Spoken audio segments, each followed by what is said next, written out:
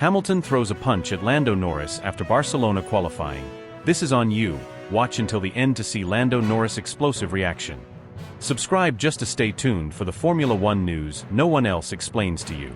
The atmosphere in Barcelona was thick with tension, not just from the sun beating down on the track, but from the electric, almost suffocating sense that something massive was brewing, the kind of pressure that builds silently until it erupts with irreversible consequences.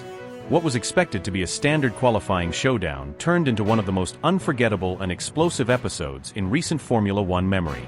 The third qualifying session, the final stage where every millisecond defines the grid, was underway.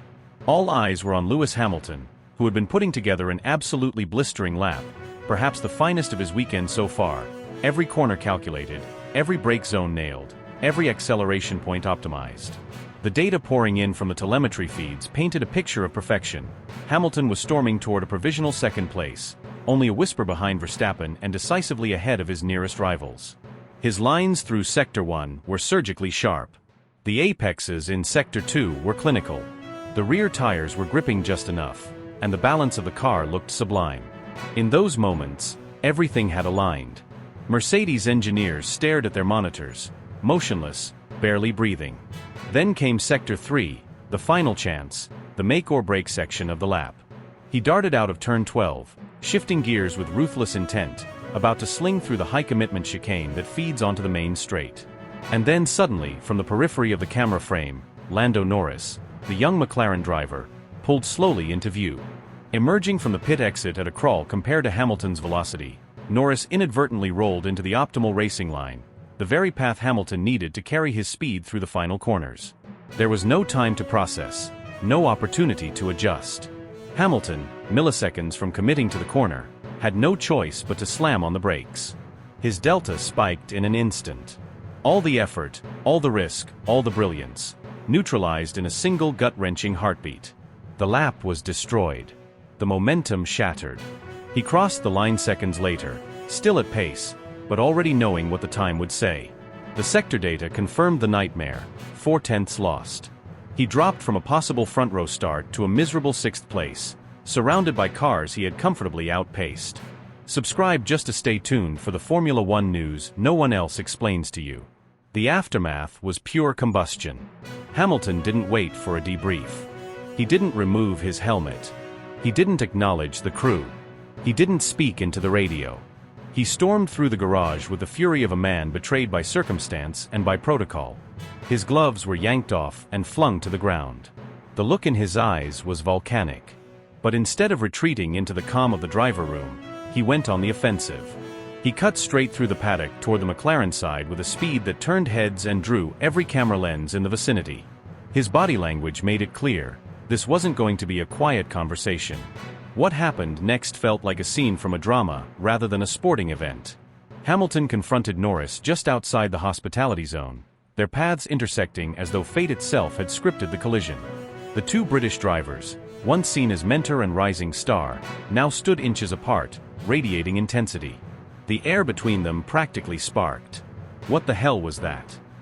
Hamilton shouted, his voice sharp, furious, echoing off the metal and concrete. You just ruined my lap. You have to be more aware, Lando. This isn't junior karting. This is F1.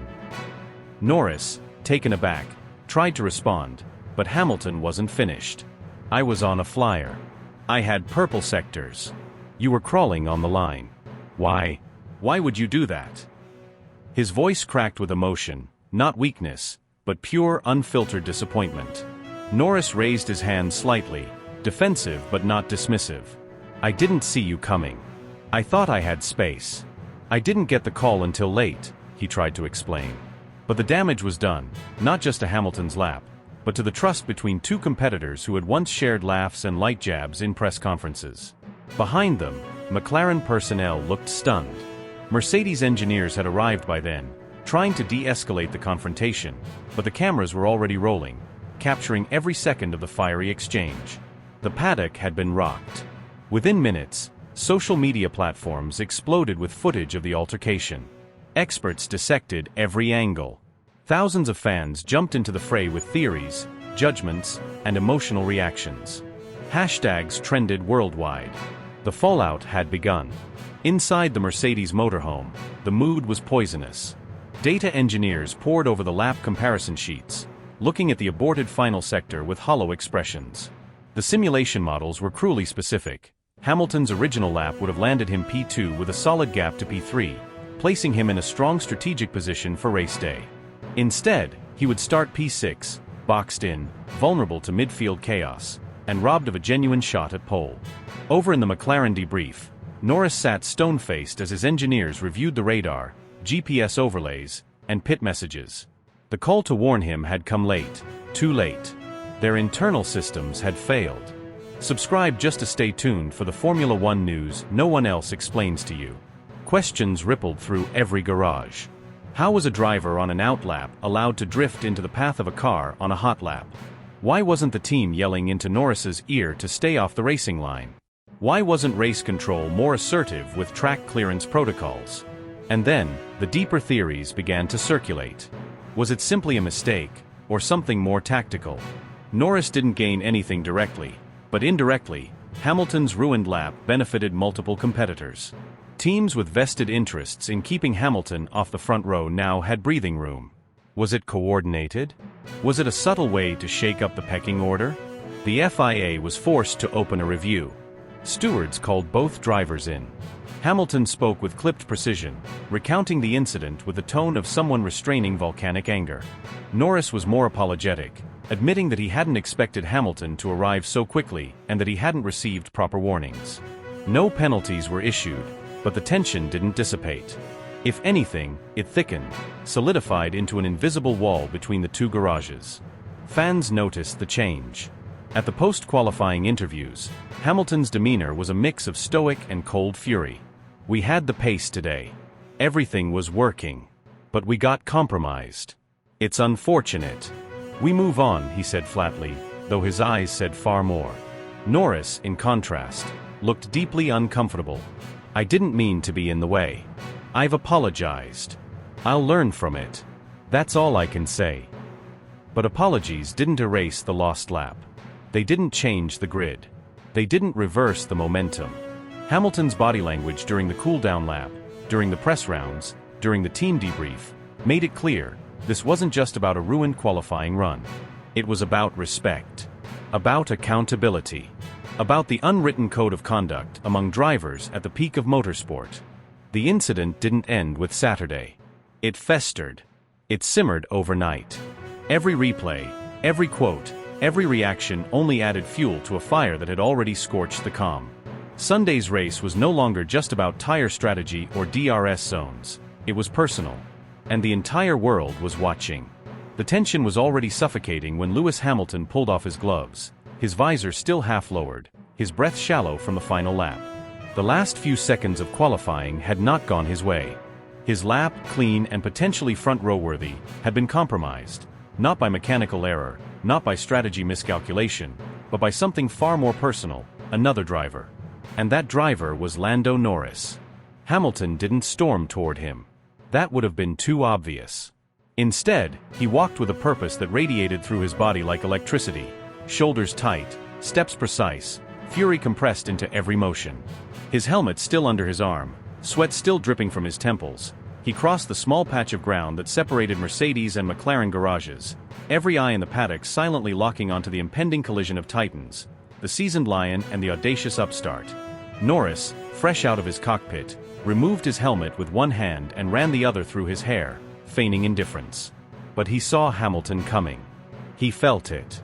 The sarcasm surfaced quickly, like a defense mechanism honed through years of media training and subtle wars waged over airwaves and qualifying positions. His smirk was calculated, his tone dismissive. "Try checking your mirrors before pointing fingers," he said coolly, not even turning his body fully toward Hamilton. "I didn't see a blue flag. Maybe your team forgot to tell you." Hamilton's eyes narrowed. The line between competitive frustration and personal insult was dissolving quickly. His voice was low, almost a growl, as he stepped closer, shrinking the distance between them. "You knew. Don't play dumb. You were warned. You heard the call. I was on a flying lap and you held me up. That wasn't miscommunication. That was intentional. You ruined my run. You cost me pole." The standoff intensified. The air felt charged, like the split second before a thunderclap. Lando turned, now fully facing Hamilton, chin raised. "If you wanted pole, maybe drive fast enough to get it," he snapped, voice sharper now, no trace of amusement. "Stop blaming traffic like you're a rookie. It's not my job to babysit your timing." That hit hard. Not just because of what was said, but who said it, a younger driver, a peer of the generation that never bowed to the old guard. Hamilton, a living legend with more wins than most had starts, was being spoken to not with reverence, but with provocation. The air tightened. Words had become weapons. The Paddock reacted in an instant. Mercedes crew members instinctively moved toward Hamilton, not to stop him, but to shield him. McLaren mechanics surged forward, forming a human wall around Norris. Security personnel intervened with practiced urgency. Arms raised, bodies wedged between the two drivers, attempts were made to contain the verbal assault that showed no signs of cooling. But neither man was backing down. The verbal jabs kept coming, lower, sharper, more personal. One McLaren staffer claimed Hamilton accused Norris of playing dirty, suggesting he was mimicking Verstappen-style tactics, strategically blocking during qualifying to disrupt faster drivers. Another nearby journalist overheard Lando retorting with venom, "This isn't your era anymore. Stop pretending you still own the track. This isn't 2020, and you're not untouchable." That wasn't just a retort. That was a line drawn in the asphalt. And it struck deep. Not just at Hamilton's ego, but at something more fragile, his legacy. The idea that his reign, his dominance, his untouchable aura, was fading. That the younger drivers saw him not as a god, but as a rival past his prime. The words weren't shouted. They didn't need to be. The Paddock heard them. The media recorded them. Fans online dissected every syllable in real time. And just when the Paddock thought the eruption had peaked, a new figure entered the crossfire. Frédéric Vasseur, the Ferrari team boss.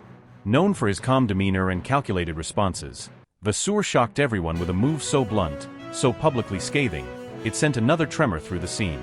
Approaching from a nearby media scrum, Vasseur didn't try to mediate. He didn't speak softly. He launched his own strike, not at Norris, but squarely at Hamilton. "This isn't the behavior of a true champion," Vasseur said, voice steady but ice-cold. "If he has a problem, he should solve it on the track. Not by yelling like a child in the paddock. This is elite racing, not a playground." Gasps. Reporters frozen mid-question. The disrespect was monumental, not just because of what was said, but who said it. Vasseur, a man who had once praised Hamilton publicly, had just thrown him under the bus, in front of cameras, with zero hesitation. No tact. No diplomacy. A direct attack on the professionalism, the character, the very persona of a man who'd carried the sport through more than a decade of evolution. Hamilton's reaction was immediate. His eyes, sharp and filled with restrained rage, locked onto Vasseur's. His voice didn't rise. It lowered, cold, biting, surgical. "You should be the last person talking about conduct," he said under his breath, but loud enough for bystanders to hear. A pointed reference to Ferrari's own past, team orders, pit lane games, dirty air tactics, questionable interference, a laundry list of moments where Ferrari's commitment to clean racing could be debated, if not outright disproven. Toto Wolff didn't wait. Within moments, he emerged from the shadows of the Mercedes garage, lips tight, steps swift. He placed a hand on Hamilton's arm and directed him away from the crowd. Behind the partition, out of sight, the two exchanged words. No one could hear them, but body language said everything. It was intense. Focused. Strategic. A quiet storm. Not a shouting match, but a recalibration of narrative. Mercedes wasn't going to let this go unchecked. Not this. Not after the sting of prior controversies. Not with championship hopes on the line. Not with Lewis's public image hanging in the balance. The FIA, meanwhile, issued a vague statement by nightfall. Reviewing all available footage, they said, to determine whether any unsportsmanlike conduct occurred, on or off the track. But sources inside the organization revealed a deeper concern.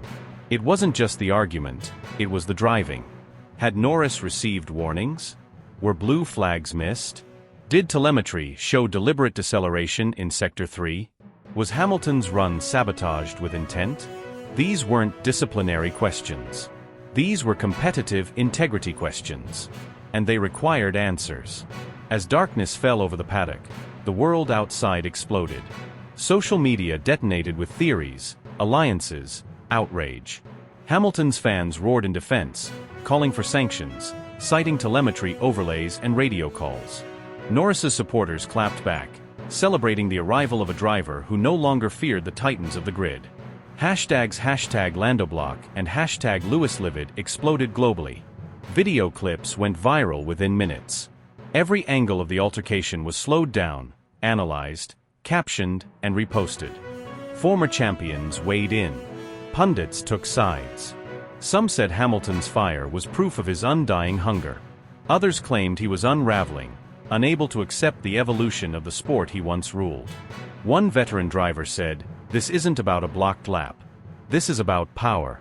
Who owns it? Who's losing it? And who's daring to take it?" Hamilton's silence afterward said everything. He didn't post. He didn't do interviews. He disappeared. But when he re-emerged the next morning, sunglasses on, jaw set, walking alone, it was clear he hadn't cooled down. He hadn't moved on. He was calculating, planning, preparing. Because Lewis Hamilton doesn't just fight on track. He fights with words, with presence, with legacy. And what happened that day wasn't just a skirmish.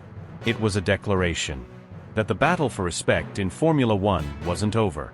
It had only just begun. The aftermath of the Barcelona qualifying session didn't just spark discussion, it ignited a cultural eruption. The entire ecosystem of Formula One, from the paddock to the fans in their living rooms, was thrown into emotional overdrive. What should have been a routine end to Q3 transformed into a global digital battlefield. Millions of voices collided in real time. Emotions surged. Accusations flew like shrapnel. Allegiances were drawn in blood. Hashtags like #Hamilton held up, #Norris in the way, #Sector 3 chaos, and #Papaya plot trended worldwide within minutes. Every major F1 influencer, ex-driver analyst, independent journalist, and data scientist with access to GPS overlays jumped headfirst into the fray. It wasn't just a trending topic, it was a storm of obsession, of personal investment, of tribal loyalty unlike anything the 2025 season had seen thus far. The heart of the controversy centered on one high-stakes, high-speed moment: Lewis Hamilton, on a blistering final run, purple in 2 sectors, hurtling toward what may have been his most competitive qualifying lap in over a year, suddenly meeting the back of Lando Norris's McLaren just as he approached the final twisty sector. From the outside, it was dramatic. From the inside, it was seismic. Cameras caught Hamilton lifting visibly, his onboard footage displaying abrupt deceleration, the loss of rhythm unmistakable. His lap time evaporated. He finished off the pace. And within seconds, suspicions metastasized into full-blown scandal. Millions flooded online platforms to play detective, prosecutor, and judge. Hardcore fans clipped footage from multiple angles, syncing Norris's throttle and brake inputs to his sector deltas, comparing his trajectory lap by lap, looking for inconsistencies. One Reddit user created a side-by-side simulation comparing the incident lap to Norris's previous outlap, highlighting minute variances in acceleration. Another Twitter user published a thread showing time-stamped communications between Norris and his race engineer, suggesting that warnings were either too late or intentionally vague. TikTokers played back the incident with dramatic music, slow-motion commentary, and facial expressions extracted from Hamilton's helmet cam. It wasn't just analysis, it was obsession. But for every passionate accusation came a counterpoint. The McLaren faithful rallied with equal fervor. They brought receipts, telemetry, radio messages, team statements. Their argument? Lando never received a blue flag. His team told him he was in position. His delta was within tolerance. His driving line remained consistent. They pointed to the chaos of qualifying timing, where cars exit late and try to carve out space. They claimed Hamilton simply caught Norris at the wrong moment. It was unfortunate, yes, but deliberate? That, they said, was a stretch. The sport is fast. The margins are narrow. Intent is impossible to prove. Yet that didn't stop the avalanche of emotional reaction. Because this wasn't just about legality or protocol, it was about perception. The feeling among many was that something had been stolen from Hamilton. That just when he had a shot at silencing the critics, at reclaiming momentum, at proving the Mercedes upgrades were finally delivering, something intangible, something manipulative got in the way. It didn't matter whether it was provable sabotage. It felt like betrayal. And that feeling electrified the global F1 community like a lightning strike in a fuel depot. Inside the paddock, the shift was immediate and unmistakable. The atmosphere, once charged with competitive energy, became heavy with tension. The famously respectful rapport between Norris and Hamilton began to erode in real time. Where there had once been light-hearted teasing, public admiration, even a mentor-protege dynamic, there was now distance. Awkward silences. Refusals to make eye contact. The press conference that followed was icy. Hamilton, typically eloquent, chose his words with surgical precision, masking outrage beneath a veneer of professionalism. Norris looked rigid, defensive, uncomfortable. The journalists sensed it instantly. This was no longer just about a lap. This was now personal. Team dynamics shifted accordingly. McLaren issued swift public clarifications, releasing telemetry screenshots, timing charts, and passive-aggressive press statements insisting on their innocence. Mercedes, by contrast, released almost nothing, their silence thick with implication. They didn't accuse, but they didn't defend either. Toto Wolff's interviews were calm but pointed. He didn't name names. He didn't speculate. But every word felt like it was holding back a flood of fury. Internally, whispers suggested Mercedes engineers were compiling their own dataset, mapping the precise telemetry overlap between both cars in Sector 3, preparing for a protest if FIA findings didn't satisfy. And as the teams fought their battles with spreadsheets and legal advisors, the fans did the same in comment sections, forums, live streams, and 10-part YouTube breakdowns. Some even began to speculate that this wasn't just a Norris versus Hamilton moment, but something bigger. That Lando's actions, or lack thereof, fit a wider narrative, one of rising stars trying to dethrone legends by any means necessary. Others went even further, claiming the FIA's silence was complicit, that Norris was being protected as one of the sport's marketable new faces. Some saw it as institutional sabotage. Some believed it was just karma. All of it added more fuel to the fire. Sponsors grew nervous. Broadcasters pivoted overnight, creating new narratives for race day. Graphic packages were redesigned to emphasize the rivalry. Merchandise vendors saw spikes in both 44 and for merchandise, clear evidence of polarization.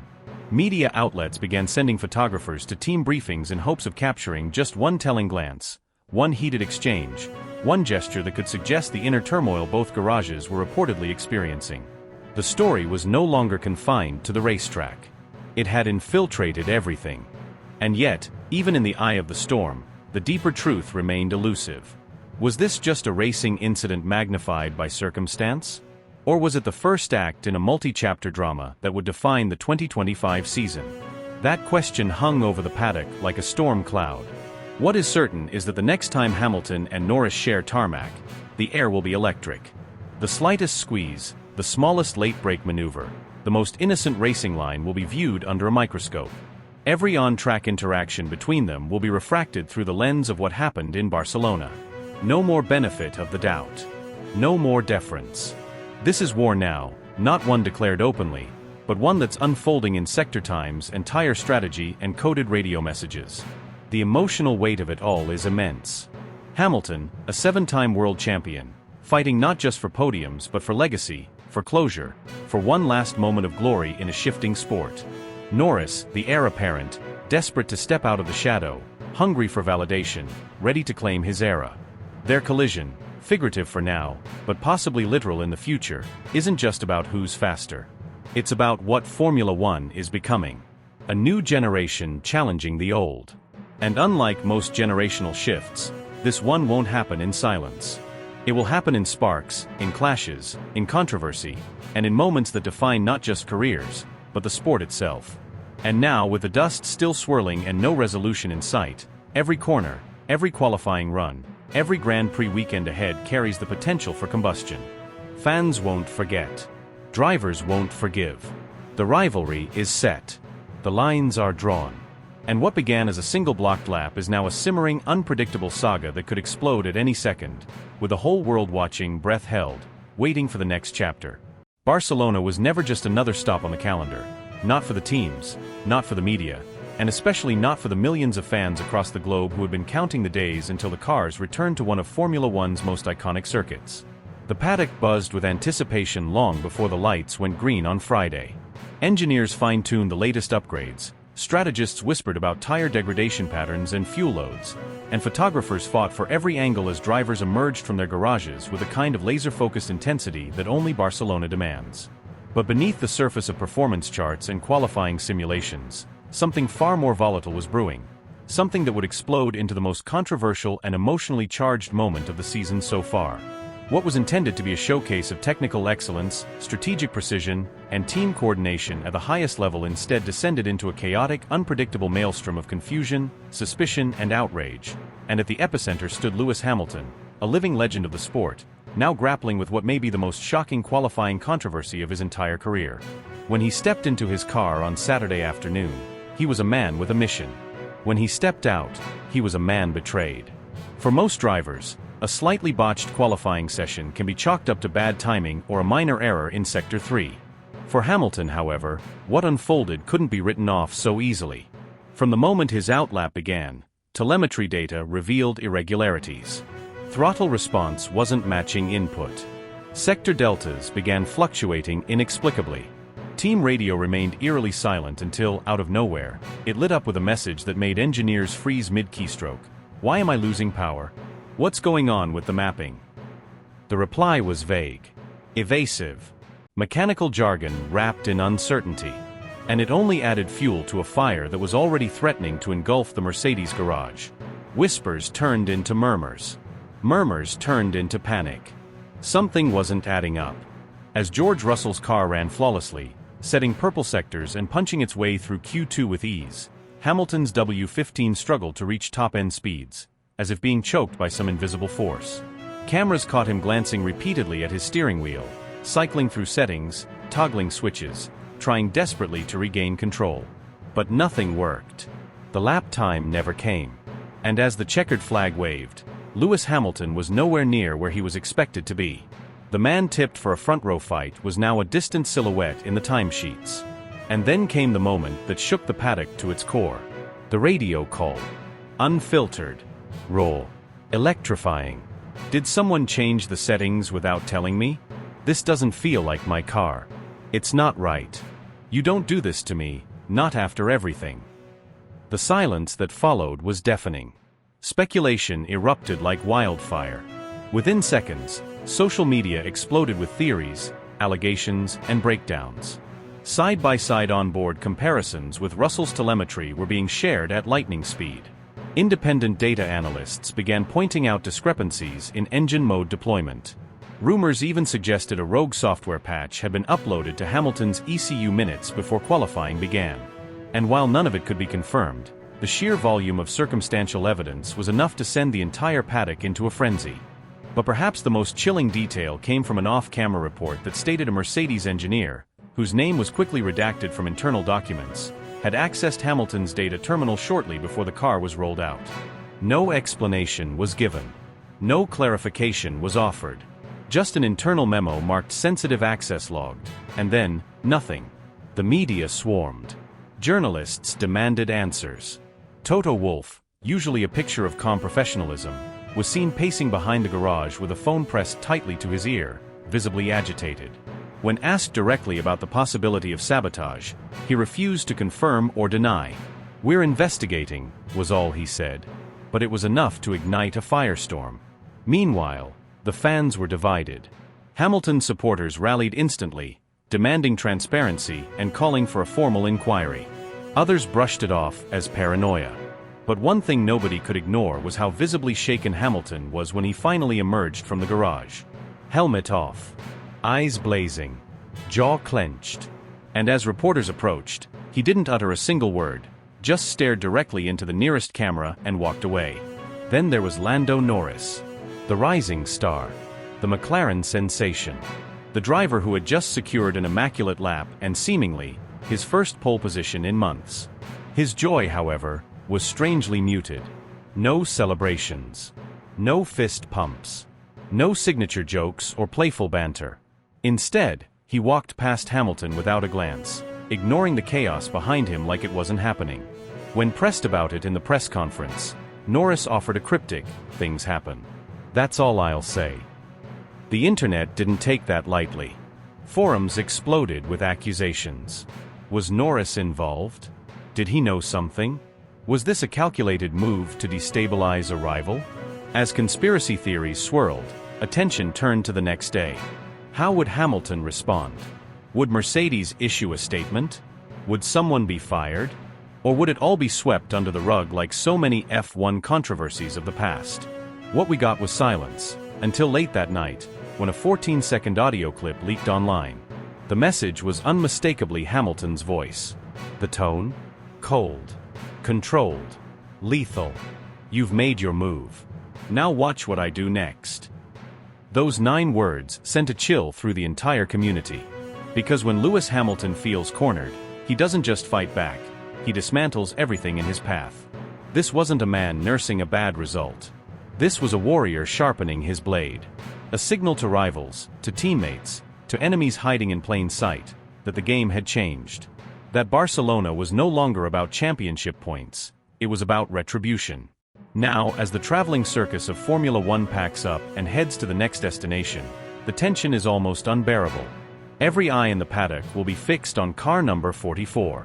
Every mic will be angled to capture his every word. Every camera will zoom in on every glance, every handshake, every silent exchange. Because something deeper than competition has awakened. This isn't just sport anymore. This is personal. This is war.